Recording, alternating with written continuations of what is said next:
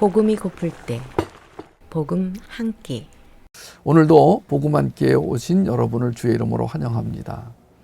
지난 시간에 부모된 자로서 자녀의 천직을 찾아주는 일이 하나님의 부르심의 의미를 찾아주는 일이다. 그렇게 말씀드렸었죠. 하나님이 맡기신 일을 확인함과 동시에 개 같은 자들을 조심하며 개처럼 살지 말 것을 소원하게 돕는 일이다. 이렇게 말씀드렸었어요. 빌립보서 3장 2절에 개들을 조심하십시오. 나쁜 일꾼들을 조심하십시오. 거짓된 할례를 주장하는 자들을 조심하십시오. 이 말씀 있었죠. 거룩한 성도로 살 우리 자녀가 개나 돼지 같은 사람에게 속지 않도록 돕는 일은 정말 중요합니다. 그런데 성경에는요, 이 개나 돼지의 이 비유를 통해서, 은유를 통해서 그렇게 산 사람도 있고 그렇게 살 사람도 있다. 이렇게 말씀하시네요.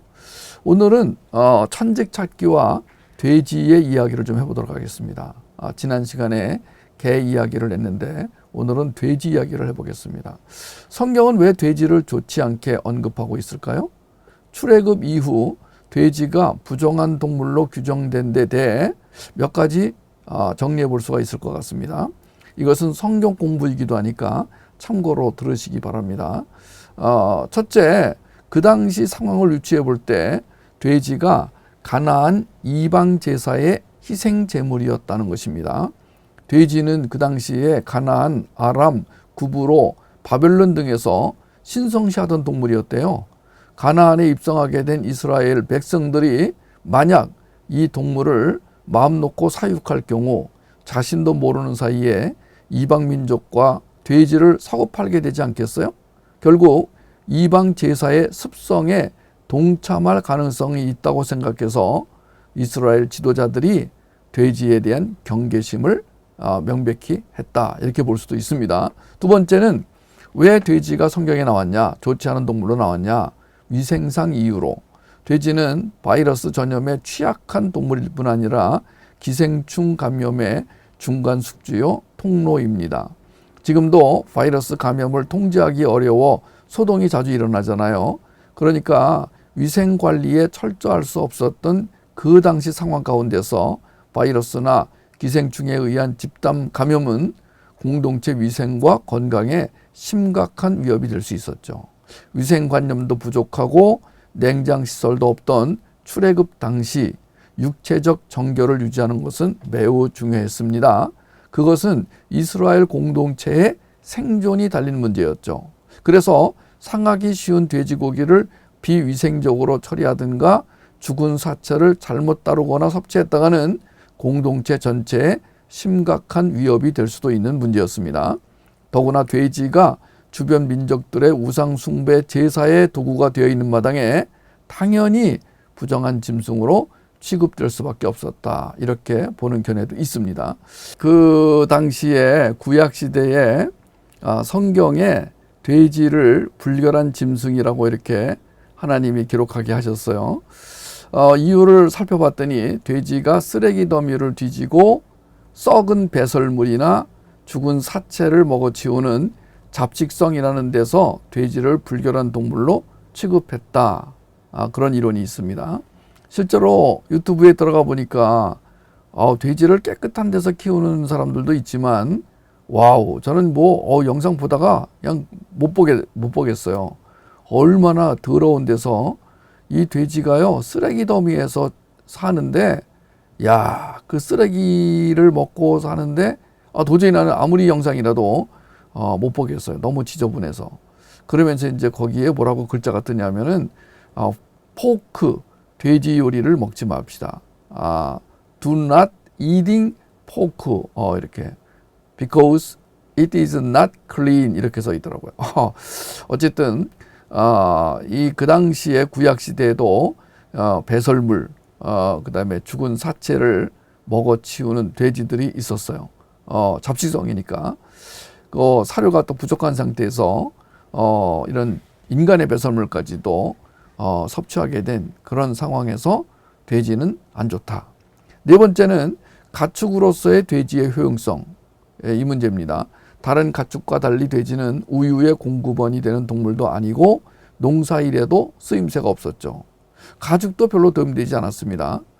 들판의 풀이나 나뭇잎, 지푸라기 등을 먹는 소나 양, 염소와 달리 옥수수, 감자, 콩 등 사람 먹는 곡식을 축내는 잡식성이라 광야를 유랑해야 하는 이스라엘 민족에게는 적합한 가축이 아니었던 셈이죠.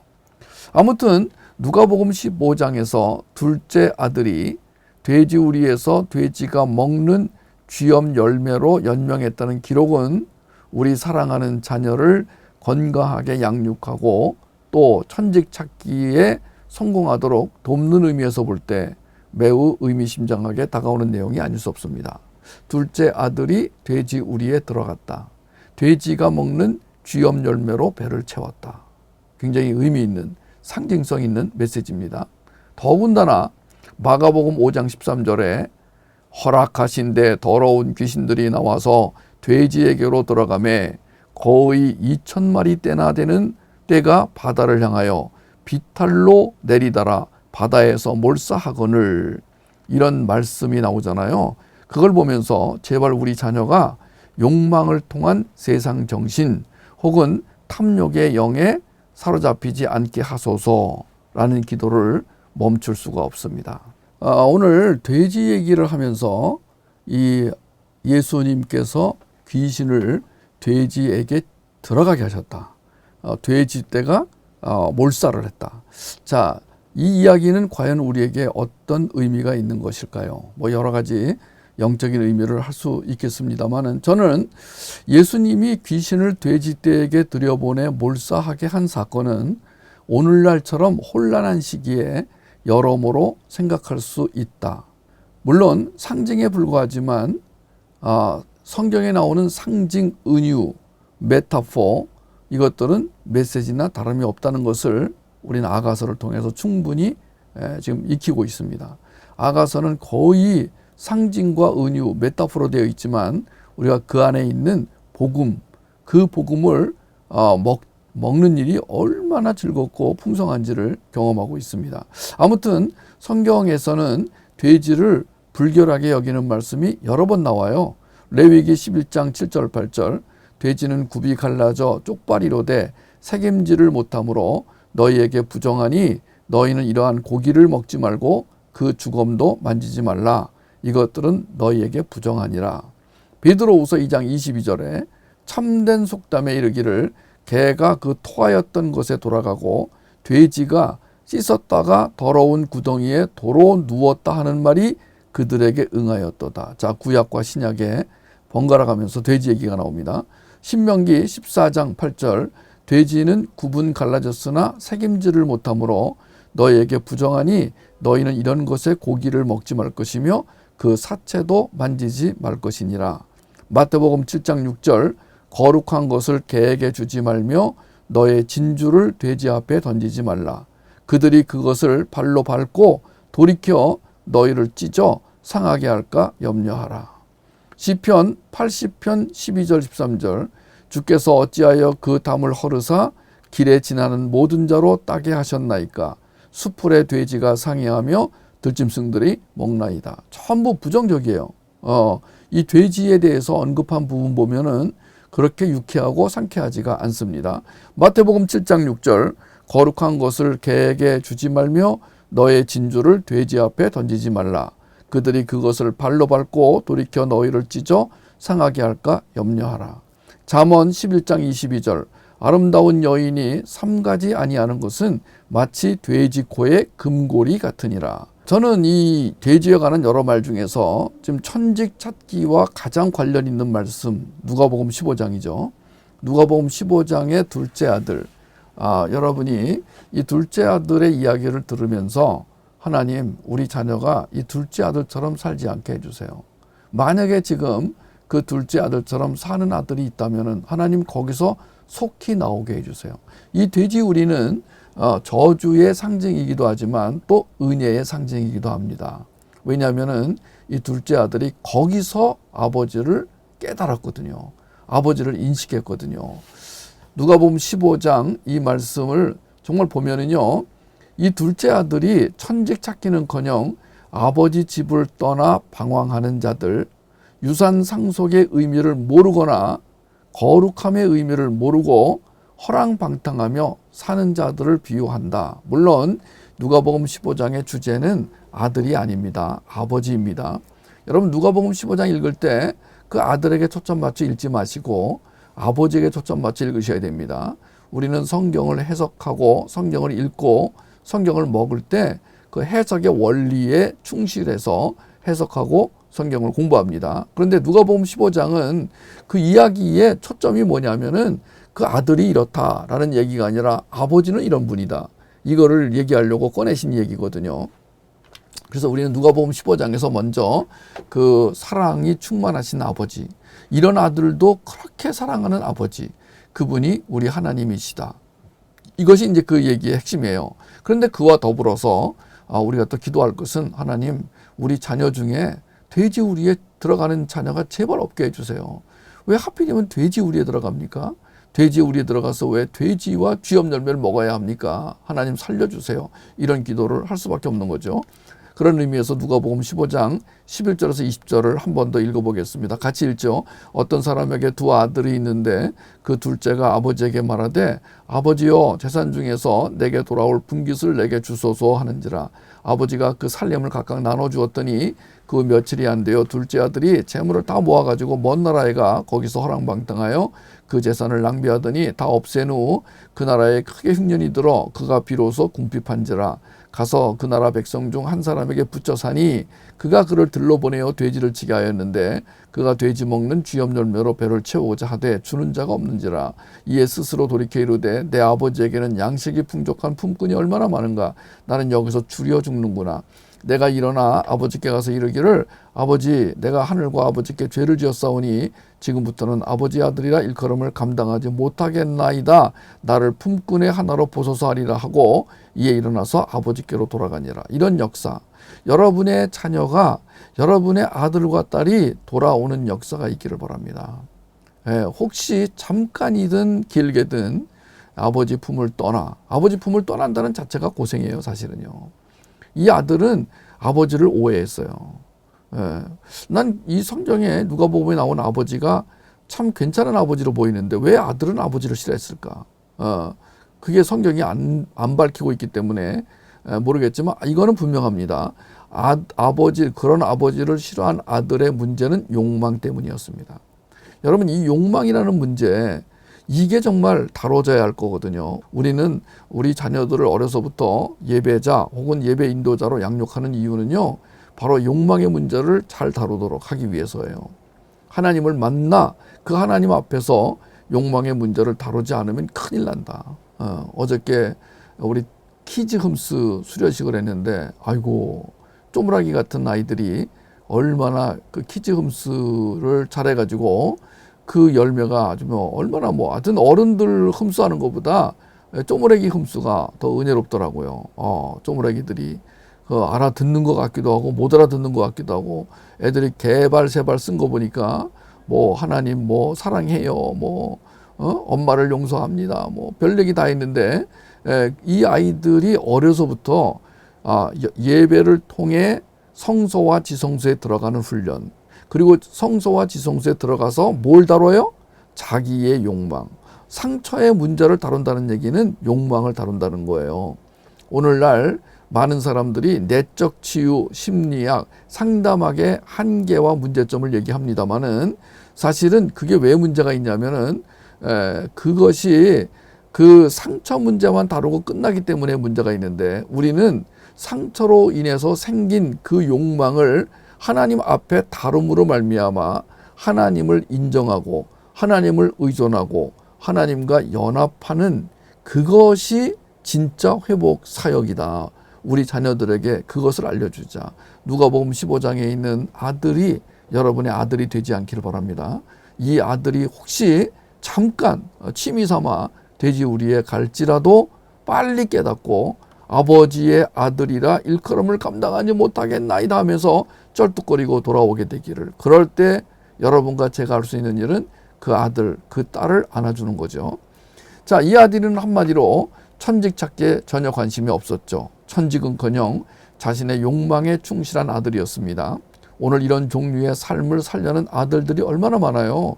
부르심에 의한 천직을 외면하고 돈을 많이 버는 직업을 택해 욕망을 과시하려는 아들들이 얼마나 많습니까? 분명히 말하지만 오늘도 우리는 개나 돼지처럼 살 것인가 아닌가? 돼지 우리에 들어가 살 것인가 아니면 거룩한 신부가 되어 천직을 찾으며 살 것인가 선택해야 하는 상황에 처해 있습니다.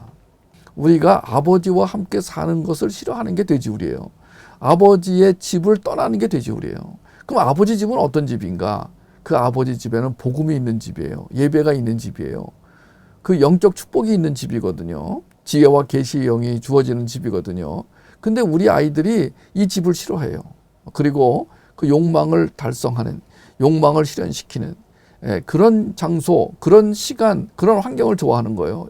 어쩌면 좋습니까, 여러분? 그런 의미에서 오늘도 여러분 옆에 와 있는 자녀들을 마음껏 축복하시기 바라요.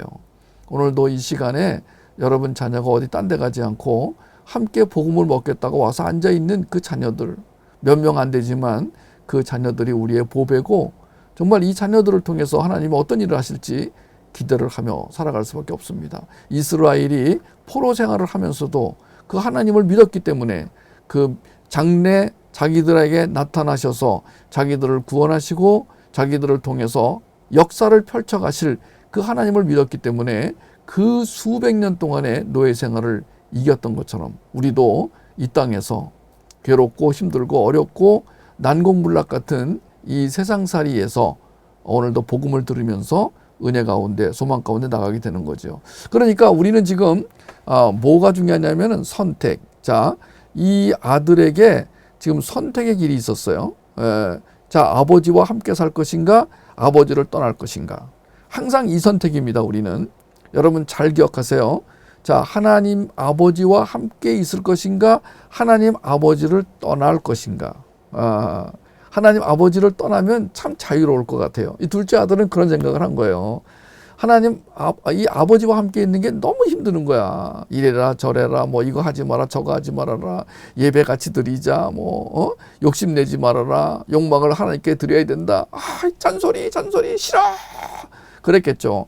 성경 누가복음에 특별히 뭐 아버지가 이 아들을 학대했다든가 뭐 불공평했다든가 이런 얘기가 없잖아요. 그런데 아들이 아버지를 멀리 떠난 이유는 뭘까? 자기의 욕망 때문이다. 여러분 우리 자녀가 욕망의 포로가 되지 않도록 기도가 많이 필요합니다. 그리고 가장 최선의 선택을 하도록 뭐예요?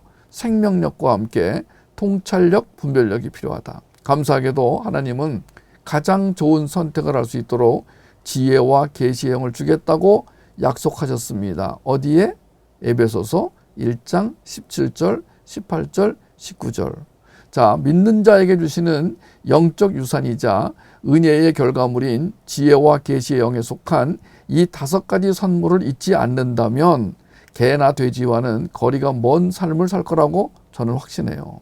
그래서 오늘도 예외 없이 에베소서 1장 17절, 18절, 19절을 한 번 더 읽도록 하겠습니다. 큰 소리로 읽으시고 외우시는 분은 암송해 주시기 바랍니다. 우리 주 예수 그리스도의 하나님 영광의 아버지께서 지혜와 계시의 영을 너에게 주사 하나님을 알게 하시고 너의 마음의 눈을 밝히사 그의 부르심의 소망이 무엇이며 성도 안에서 그 기업의 영광의 풍성함이 무엇이며 그의 힘의 위력으로 역사하심을 따라 믿는 우리에게 베푸신 능력의 지극히 크심이 어떠한 것을 너희로 알게 하시기를 구하노라. 1번, 2번, 3번, 4번, 5번. 자, 하나님을 알게 하시고 우리 마음의 눈을 밝혀주시고 부르심의 소망이 무엇인지 알게 하시며 그 기업의 영광의 풍성함이 어떤지를 그리고 그의 힘의 위력으로 역사하심을 따라 믿는 우리에게 베푸신 그 능력의 지극히 크심, 그것이 우리에게 주신 지혜와 계시의 영. 오늘도 이 선물을 주시는 하나님 아버지, 이 선물로 만족하는 우리, 이 선물로 기뻐하는 우리 자녀, 특별히 뭐 다른 선물 주지 않더라도 하나님 이 지혜와 계시의 영을 저에게 주세요 라고 기도하는 여러분 자녀가 되기를 축복합니다. 우리는 이 5가지 놀라운 선물이 5개의 주 능력과 일치한다는 걸 알고 있죠. 그 첫 번째, 그 능력 가운데 첫 번째가 예수 그리스도의 생명력이었습니다. 천직을 찾으려면 먼저 예수 그리스도의 생명과 생명력이 있어야 한다. 이건 이제는 상식이 되었습니다. 이제 이 복음 함께 들어오신 여러분들은 이제 예수 그리스도의 생명과 생명력이 없으면 천직을 찾으려는 마음도 안 생기고 천직을 찾을 수도 없고 혹 찾았다고 하더라도 천직을 수행할 수 없는, 왜냐하면 너무 힘드니까. 예수님의 생명과 생명력이 아니면은요 천직 수행의 삶을 살 수가 없어요. 저도 오늘 예수님의 생명과 생명력이 아니면 이 천직 수행 못해요. 예, 저도 오늘 여러분들에게 자 오늘 공휴일입니다. 쉽시다. 예, 이렇게 우리가 열심히 그렇게 복음을 먹을 필요가 뭐가 있습니까? 놀 때는 놀고 쉴 때는 쉬고 그리고 우리 좀 듬성듬성 먹읍시다. 놀먹 먹읍시다.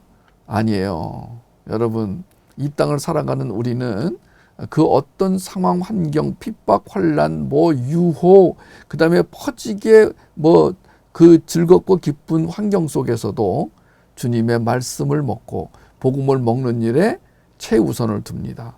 예, 그 상황이 좋든 안 좋든, 상황이 기쁘든 슬프든, 괴롭든 아니든 우리는 주의 복음으로 다시 살아납니다.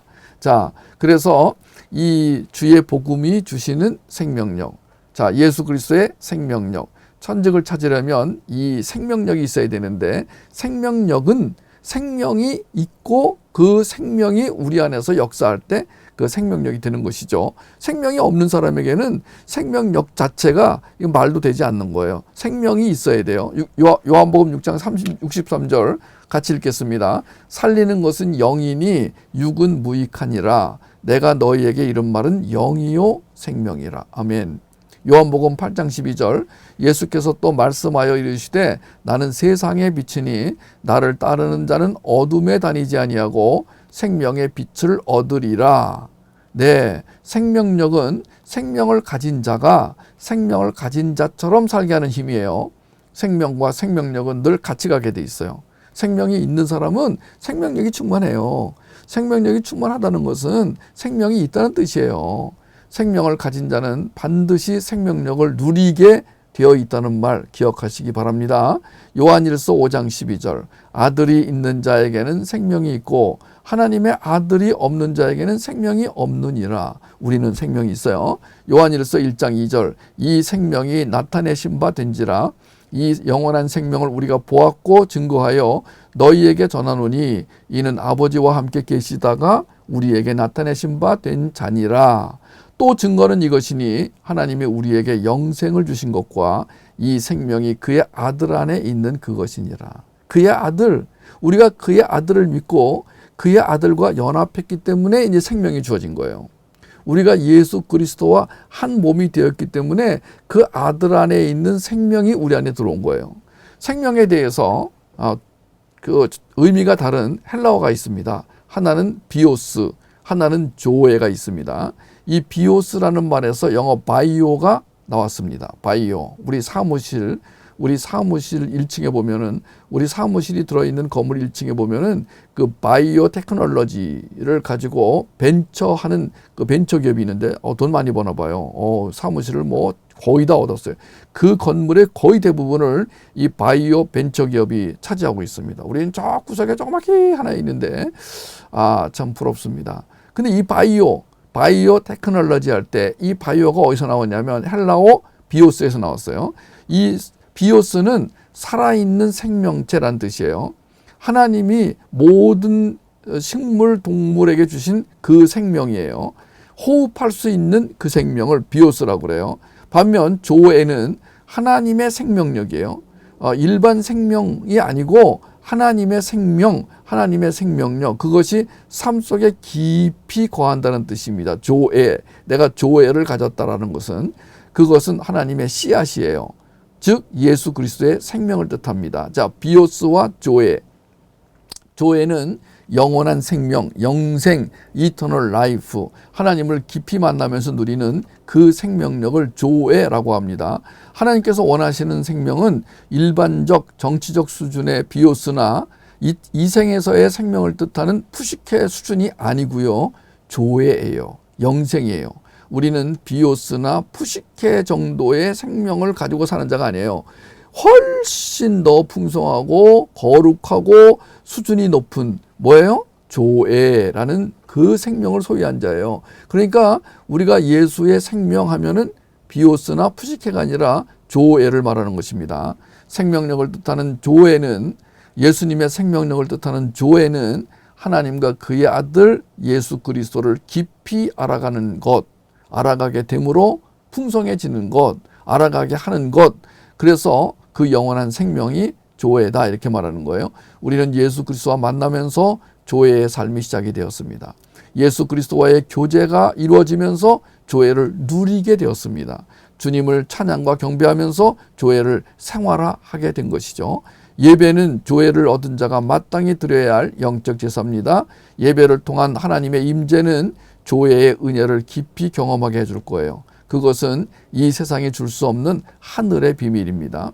지성소 예배와 직면을 통한 생명력이야말로 지상에서 누릴 수 있는 최고의 파워이며 은혜라고 할 수 있어요. 주님은 오늘도 생명을 가진 자 모두 이 풍성한 생명력을 누릴 수 있는 은혜를 베푸십니다. 잘 들으세요. 생명을 가진 자라면 모두가 예외 없이 예수님의 생명력 안에서 풍성한 삶을 살 수가 있다는 것입니다. 다른 말로 하면은 이 생명을 가진 자는 이 생명력이 막 흥황하게 나타나는 예수 그리스도의 신부로 살 수가 있다는 것입니다. 물론 우리와 우리 자녀가 찾는 천직 안에도 이 풍성한 예수 그리스도 생명력의 은혜가 넘쳐나게 될 것입니다. 천직을 찾는 일이 소중한 이유는 그 안에 있는 예수 그리스도의 생명력 때문이에요. 직업이 욕망의 성취를 목표로 하는 거라면 천직은 예수 그리스도와 그의 나라 완성의 목표를 둡니다. 그러므로 천직을 찾는 자는 생명의 떡인 예수 그리스도를 먹고 영적 지각력을 충만하게 채우는 일에 우선을 둘 수밖에 없는 것이죠. 오늘 화장실 문장 나왔습니다.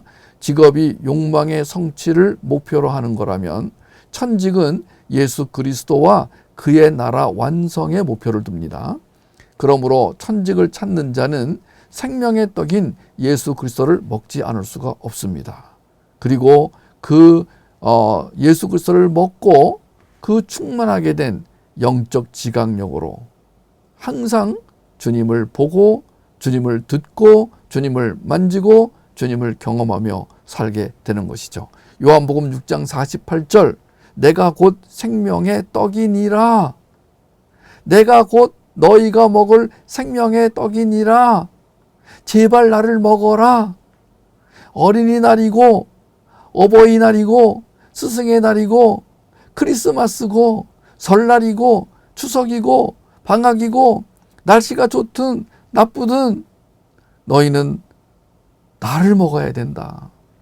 시간 맞춰 먹어라. 자주 먹어라. 허기질 때 먹어라. 힘들 때마다 먹어라. 슬플 때마다 먹어라. 여러분 인생에서 나는 왜 이렇게 슬프지? 그것은 복음을 안 먹었다는 증거예요. 나는 왜 이렇게 힘들까? 복음을 제대로 먹지 않은 거예요. 복음을 먹으면은요, 상황은 그대로 있는데 내가 바뀌어요. 여러분, 복음을 먹으면은요, 그 복음이 뭐가 된다고요? 생명력이 돼요. 골로새서 3장 16절 같이 읽겠습니다. 그리스도의 말씀이 풍부한 생명력으로 여러분 안에 살아있기를 빕니다. 여러분은 모든 지혜를 다하여 서로 가르치고 충고하십시오. 그리고 성시와 찬송가와 영가를 부르며 감사히 넘치는 진정한 마음으로 하나님을 찬양하십시오. 여기 공동번역 성경입니다. 이것은 공동번역 성경에 예수님의 말씀이 풍부한 생명력으로 살아있기를 빈다. 생명력이란 단어가 여기 나왔어요. 한글 개혁이나 한글 개혁 개정에는 이 생명력으로 표현이 안 돼 있고 그냥 하나님의 말씀이 풍성하게 이렇게 돼 있는데 공동번역에는 생명력이라고 있는데 영어 성경에 보니까 NASB 보니까 Let the word of Christ richly dwell within you 이렇게 돼 있네요. 자, NASB 성경에 보니까 뭐라고요? richly dwell 그랬습니다. 뭐라고요? 예수님의 말씀이 풍부한 생명력으로 여러분 안에 살아있기를 빕니다. 골로새 교인들이여, 주님의 말씀이 풍부한 생명력으로 여러분 안에 살아있기를 빕니다. 시편 63편 1절 4절 같이 읽겠습니다. 하나님이여, 주는 나의 하나님이시라. 내가 간절히 주를 찾되 물이 없어 마르고 황폐한 땅에서 내 영혼이 주를 갈망하며 내 육체가 주를 앙모하나이다. 내가 주의 권능과 영광을 보기 위하여 이와 같이 성소에서 주를 바라보았나이다. 주의 인자하심이 생명보다 나음으로 내 입술이 주를 찬양할 것이라. 이러므로 나의 평생에 주를 송축하며 주의 이름으로 말미암아 나의 손을 들리이다. 그래요. 오늘 이 말씀 때문에 우리가 여기 와 있는 거예요. 하나님이 우리 인생에 개입하시고 또 어떤 인생은 내버려 두십니다. 여러분의 오늘 삶에서 하나님의 개입이 요만큼이라도 느껴졌다면 여러분들은 복을 받으신 분들이에요. 오늘 여러분들이 그 하나님이 인식이 되어 이 복음을 먹으러 왔다면 여러분들은 이미 그 자체가 축복을 받으신 분입니다. 이 천직 찾기를 지금 계속해서 하게 하시는 이유가 뭘까? 제가 이거 계획했던 거 아니거든요. 사실은 이 복음 앉기를 제가 다루려고 하는 그 주제들이 있어요. 지금 내용들이 있어요. 어마어마한 내용들이 있어요. 그런데 하나님이 그걸 스톱시키고 지금 천직 찾기에 대해서 계속 말씀을 전하게 하세요.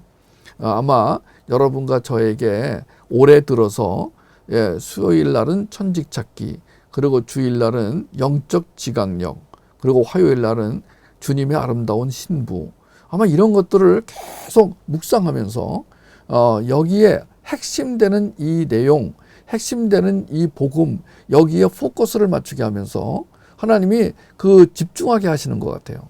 저는 이 NCS의 이름이 이제 Concentration School이라는 뜻인데, 집중, Concentration. 이 말을 참 중요하다고 생각합니다. 건강한 기독교인은, 성숙한 기독교인은, 생명력이 충만한 기독교인은 집중할 수가 있습니다. 오늘도 주님에게 집중하기 위하여 모든 것을 다 스톱하고 나오신 여러분, 오늘 짧은 시간 제가 많은 양의 복음을 전해드리지 못했지만 제가 준비한 거는 더 있습니다만은 제가 여기서 이제 마무리를 하려고 하는데, 여러분 오늘 제가 짧게 전한 이 복음 하나 이것만 가지고도 여러분, 나는 생명의 떡이다. 나는 너희가 먹을 생명의 떡이다. 제발 나를 먹어다오. 그리고 너는 나에게 먹혀야 된다. 나는 너에게 먹히고 너는 나에게 먹히고. 그래서 우리가 완전히 하나가 되기를 원한다. 나는 너와 하나가 되어 살고 싶다. 이 말씀을 들으시면서 주님, 그러면은 제 안에 있는 문제, 그리고 저의 가정의 문제, 그리고 밖의 문제를 전부 주 앞에 드리니 이 문제를 가져가 주십시오. 그러면 주님이 땡큐. 너는 나를 믿는구나. 너는 나를 신뢰하는구나. 너는 나를 의존하는구나. 너는 나를 사랑하는구나. 이렇게 말씀하실 것이 분명합니다. 오늘도 우리에게 지금 나는 천직을 수행하고 있는가? 나는 천직을 수행하는 사람으로 살고 있는가? 그리고 내 사랑하는 자녀에게 천직을 잘 찾도록 수행하도록 격려하고 도울 수 있는가? 만약 그렇지 못하다면 하나님, 그런 가족, 그런 부모, 그런 리더가 되게 해주십시오. 이렇게 기도하면서 나갔으면 좋겠습니다.